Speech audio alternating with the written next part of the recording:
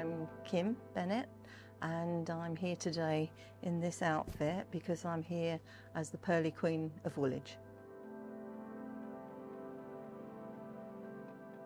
It dates back to an orphan child he was born in 1860, believe it or not, and he was born in an orphanage. His name was Henry Croft. So long story short, Henry was a philanthropist of his day, and when he was 13 he got a job and he started to sew buttons like this on a suit, and he realised that if he sewed a suit of buttons he would get noticed, and he collected funds for charity, the orphanage, but for people that were sick and were unable to help themselves. So he basically got the attention of Queen Victoria. He was so successful that he made a Pearly king and queen of every London borough, and the East End was among that, and Woolwich was among that. Today there are still some families from Henry's time that are collecting, and several of those families are from the East End.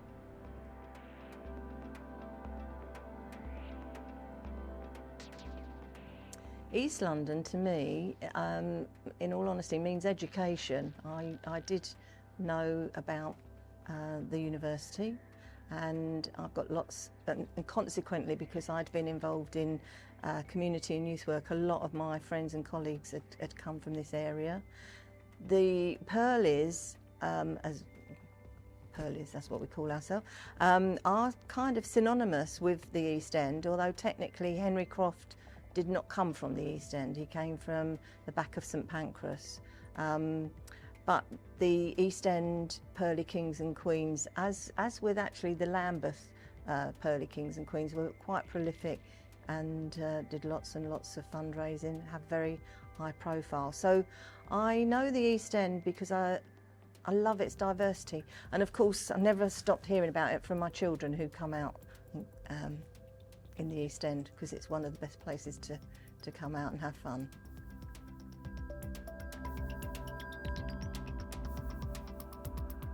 The Pearly culture music songs that we sing would have been very much allied to my mum's era, and my mum would be 104 now, so that puts it in context a little bit.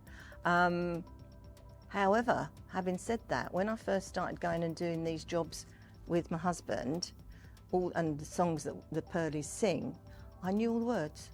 So I'm sure you'll know all the words, because one of the big ones we all end up with at the nursing home in particular is, maybe it's because I'm a London. And you can't tell me you've never heard it. So people have heard it.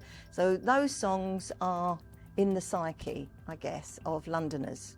And the songs, music that I like, that's a really important question, because now we're thinking, in 10, 20 years, we would love the Pearlys to still be going, but I guess the people in the nursing homes won't really know those songs. So we might have to do a bit of work on what's our revival.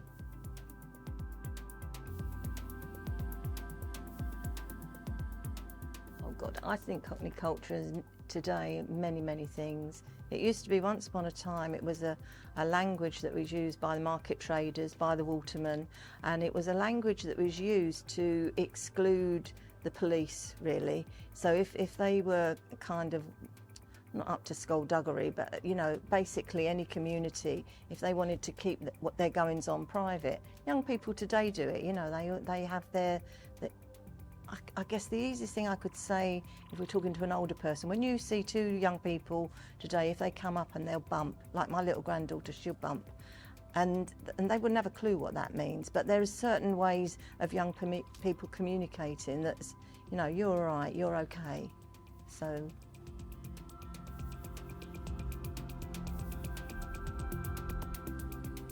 I think as long as any community has got young people in it, their vibrancy and their enthusiasm, there's always going to be something going forward.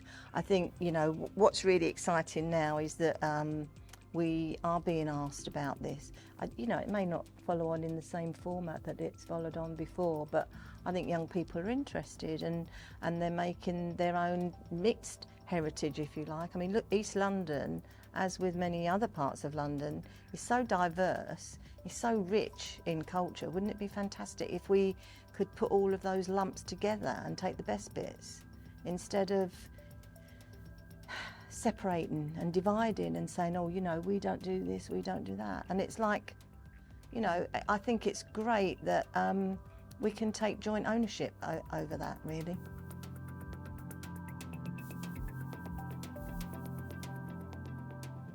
Oh, just to be kind and to care for each other, because you don't know what goes on behind closed doors, and, you know, being unkind never gets anyone anywhere, really. So be open-minded, be kind, and look after yourself.